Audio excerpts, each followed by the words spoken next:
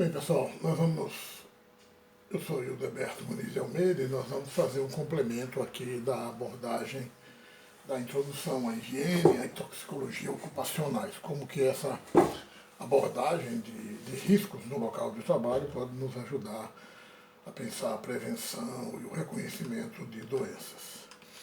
Já falamos dos nossos objetivos na primeira parte da aula e aqui nós vamos comentar o seguinte: essa possibilidade de avaliar a exposição a um determinado agente de risco, perigo no ambiente, também se traduz muitas vezes na possibilidade de uma repercussão dessa exposição sobre o ser humano e a possibilidade de uma avaliação biológica. Então, exemplo, a gente pode ter a concentração do chumbo no ambiente e esse chumbo inalado poder ter essa sua avaliação, essa sua quantidade, seu impacto avaliado pela avaliação, por exemplo, do chumbo no sangue, ou do chumbo na urina, ou de um outro exame biológico que a gente vai discutir aqui.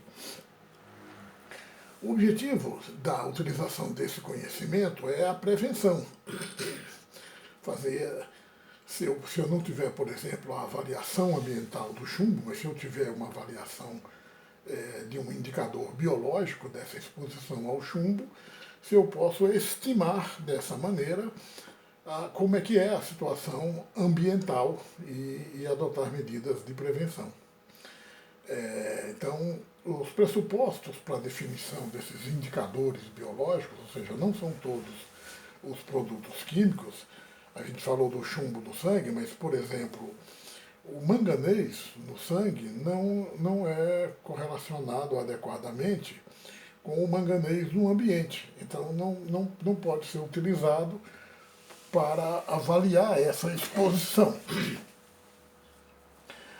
A situação ideal para a escolha de um indicador ela é representada num gráfico de 3 eixos, onde a gente tem a correlação entre a concentração do produto no ambiente, um parâmetro biológico relacionado à exposição a esse ambiente. Então, por exemplo, o chumbo age no organismo de uma maneira que leva a um aumento da eliminação do ácido deltamino-levulínico na urina.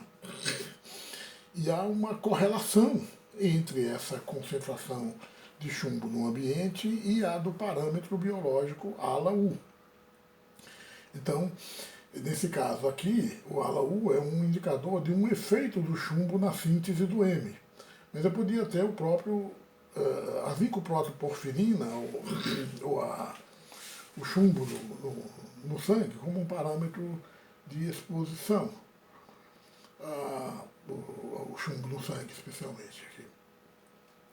E ainda interessa para a gente, como o nosso objetivo é a prevenção, nesse gráfico de 3 eixos, que exista um efeito de saúde que seja reconhecido como precoce, como reversível, como com um significado pequeno ou inexistente do ponto de vista clínico. Eu não posso adotar para a prevenção do fenol urinário uma concentração de benzeno que já seja cancerígena, que já provoque leucemia. Não estou mais fazendo prevenção, estou aceitando um efeito que seria inaceitável. Então, cuidados na interpretação são que os valores de referência adotados, principalmente em legislação, mas às vezes até por alguns organismos que se dizem técnicos, eles são construções sociais ancoradas na evolução de conhecimento e muitas vezes por a influência de quem tem um interesse que não é o da saúde do trabalhador, mas o da produção. Então aqui a gente tem uma representação do gráfico que a gente comentou. A concentração do agente no ambiente, a concentração ou a intensidade, se for um agente físico, poderia procurar assim, a medição de um agente ou de um metabólito, um produto do efeito à exposição desse agente no organismo. A gente está representando aqui uma situação de valores mínimos e máximos, né, dessa exposição.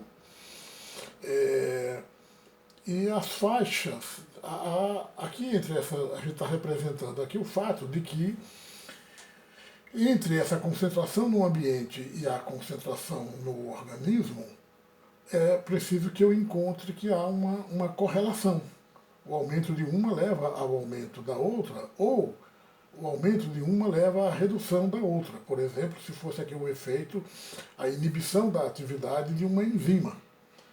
Então a inibição aumenta quando aumenta, a inibição aumenta, o efeito aumenta quando aumenta a concentração.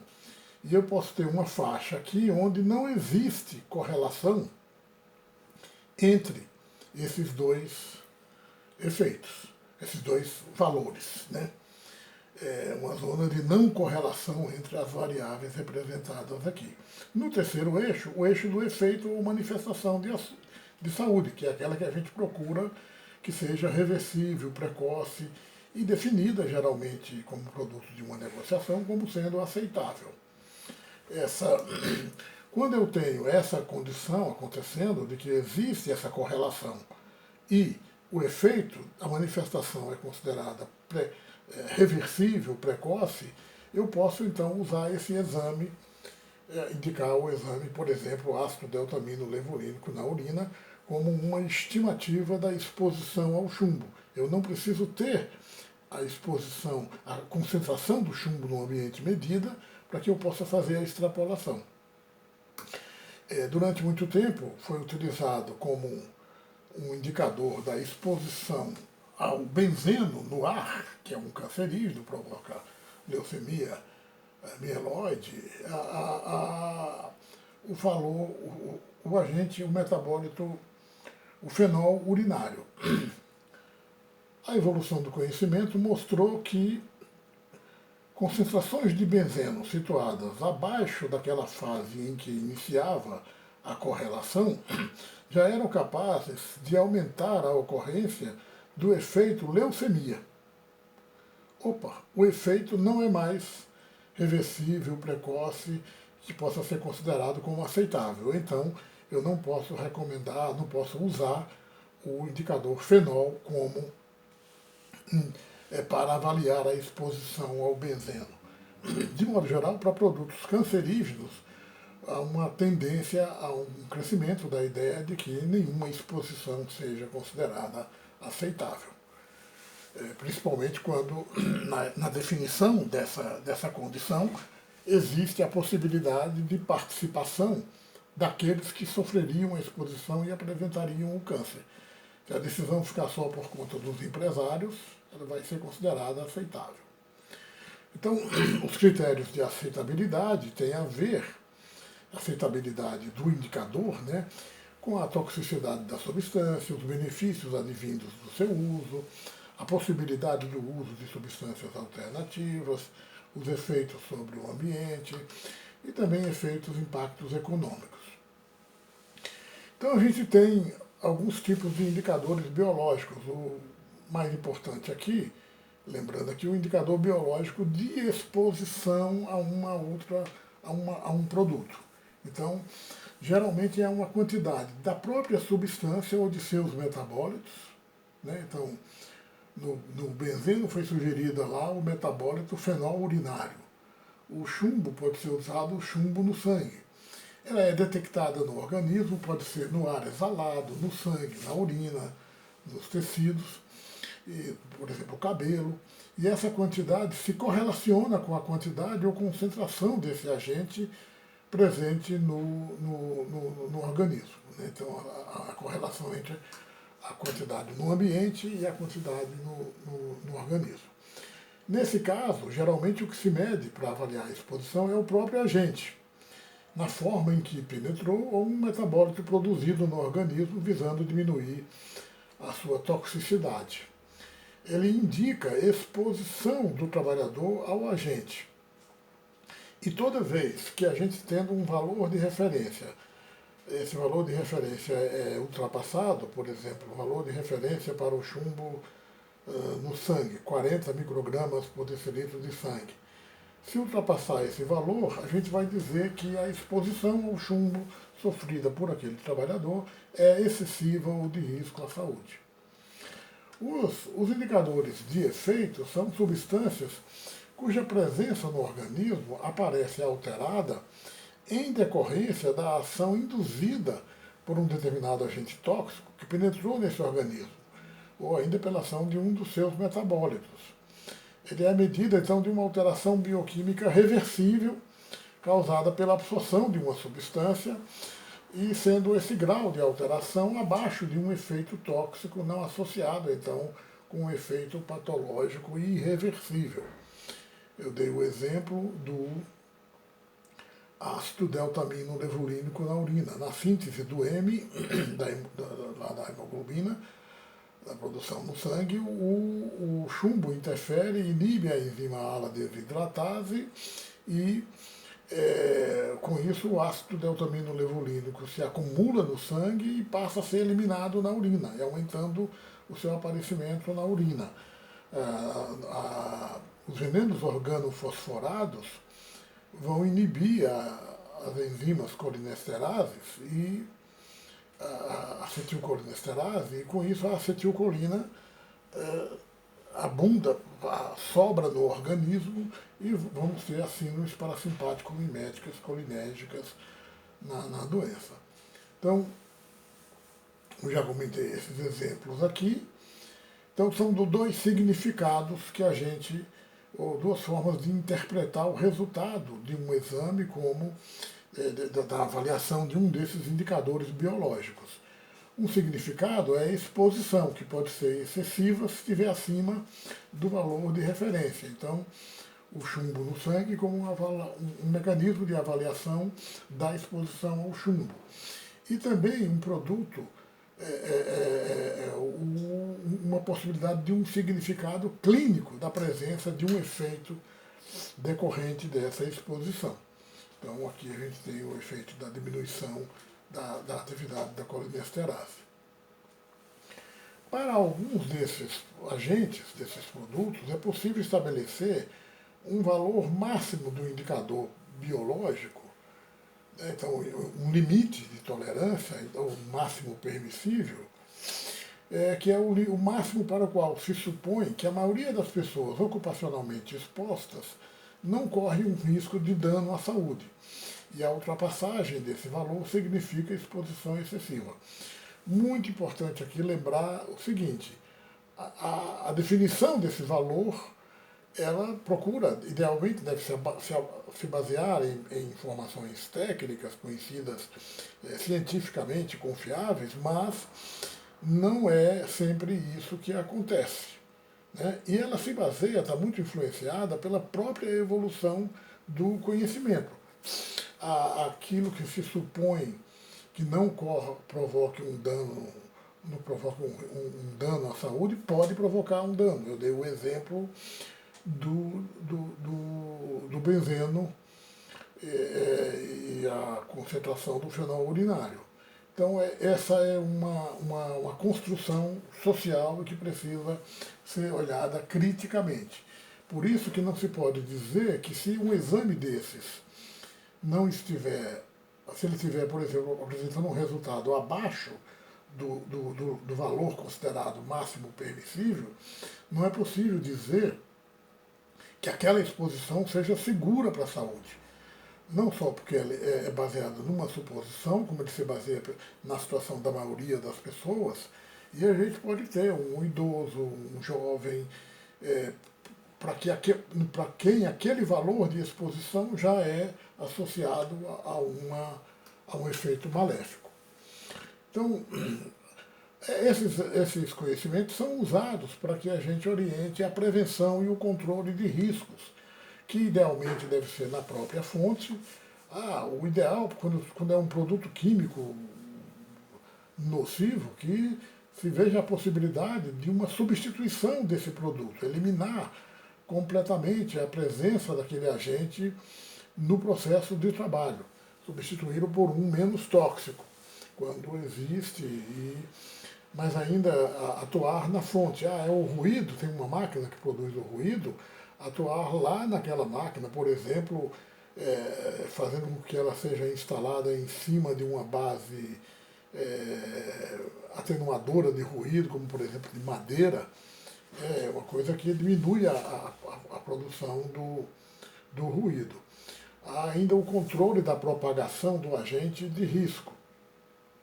Na aula anterior a gente comentou aquela grade, aquela tabelinha de uso da exposição no local de trabalho e verifica como que era a exposição. Opa, tem uma propagação, tem uma transmissão pelo ar. Então, se eu puder interpor barreiras, eu elimino essa propagação.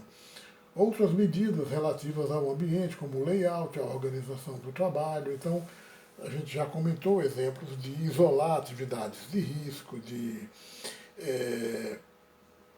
organizar o trabalho de uma maneira que não faça com que a exposição, com que exposições desnecessárias atinjam pessoas. A limpeza não seja um fator adicional de risco. A adequada armazenagem e rotulagem, muito importante nos serviços de saúde, tanto em segurança do trabalho como em segurança do paciente. Tivemos incidentes graves, problemas graves, como mortes em serviço de imagem lá em Campinas, por exemplo, onde um produto foi utilizado, um produto que não podia ser usado para aplicação na veia, e ele foi armazenado em embalagens já utilizadas de soro e sem uma rotulagem adequada. E uma trabalhadora novata queria pegar o soro, pegou o produto e morreram 3 trabalhadores, três pacientes em 2 horas no serviço de saúde. Por fim, tem medidas relativas ao trabalhador e você procurar a importância de que esse conjunto de medidas seja organizado dentro de uma forma de programa. A legislação da maioria dos países estabelece medidas de como deve ser a prevenção. E um conceito muito importante nessa questão da prevenção é o conceito da hierarquia de medidas de controle. Então, a legislação brasileira agora mudou recentemente, mas a noção de hierarquia é mantida para a prevenção. Quer dizer, o estudo, o desenvolvimento e a implantação de medidas de proteção coletiva, que são as mais importantes do que as medidas de proteção individual, deverão obedecer à seguinte hierarquia: priorizar as medidas que eliminam ou reduzam a utilização ou a formação de agentes prejudiciais à saúde. Priorizar medidas que previnam a liberação ou a disseminação desses agentes no ambiente de trabalho. E medidas, em terceiro lugar, medidas que reduzam os níveis ou a concentração desses agentes num ambiente de trabalho.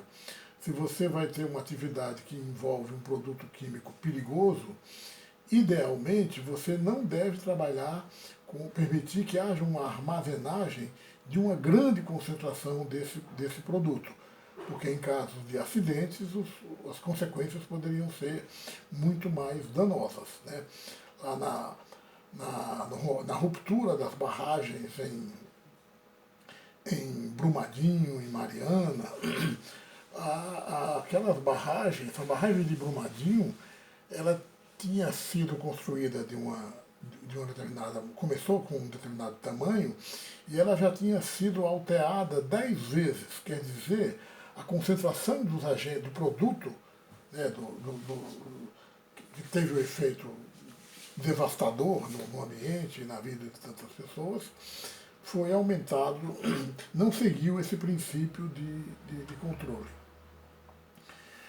Na legislação brasileira e no conhecimento geral, o equipamento de proteção individual é a última medida a ser adotada. Então, muito cuidado, né, quando for comprovado pelo empregador ou instituição a inviabilidade técnica da adoção de medidas de proteção coletiva, quando essas não forem suficientes, ainda estiverem em estudo ou numa fase de implantação, então, em caráter complementar ou emergencial, devem ser adotadas medidas obedecendo essa hierarquia. Em primeiro lugar, medidas de caráter administrativo, ou de organização do trabalho, como reduzir o tempo da exposição, separar atividades no tempo, e, por último, o equipamento de proteção individual. Aqui um exemplo para esse momento nosso da pandemia do SARS-CoV-2, da hierarquia de medidas de prevenção. Então, as medidas de eliminação da exposição ao SARS-CoV, por exemplo, eliminar os contatos em presencial, eu implantar a teleconsulta, a coleta de dados por telefone, formulários eletrônicos, elimina a presença física da possível fonte de contato no local de trabalho. Quando eu reduzo a exposição pela distância física voluntária, né, respeitar um mínimo de 2 metros, por exemplo, é uma medida aqui que seria de substituição. Meios de engenharia, então, barreiras físicas, o aumento da ventilação, as medidas técnicas para respeitar o distanciamento físico, como a utilização de separadores. Hoje em dia há robôs, há meios de limpeza com radiação ultravioleta, que então são medidas de engenharia. As salas com a ventilação negativa, né, para impedir que o ar contaminado de dentro de uma UTI possa ser levado para os corredores. Modificações das maneiras de fazer. Todas as medidas, além dessas medidas aqui de engenharia, medidas administrativas incluem a organização de fluxos de atendimento dentro de um hospital, você destinar áreas específicas para os pacientes COVID positivos, você destinar equipes específicas para os pacientes COVID positivo, e de modo a eliminar essa possibilidade da circulação que ele aumentaria o risco da exposição. E, por fim, os equipamentos de proteção individual. Aqui é um exemplo de uma aplicação desse conjunto de meios de controle da exposição. Vocês têm uma atividade de redigir um trabalho de campo, um trabalho onde vocês irão a uma empresa avaliar o processo de trabalho, descrever o processo de trabalho e fazer recomendações de prevenção. Também adotam recomendações de prevenção quando fazem a anamnese ocupacional, que é parte da atividade do curso. Nesses dois casos, muito cuidado, muito atenção no respeito a essa hierarquia de medidas de controle na relação do seu trabalho. Bom, é isso. Obrigado e até a próxima.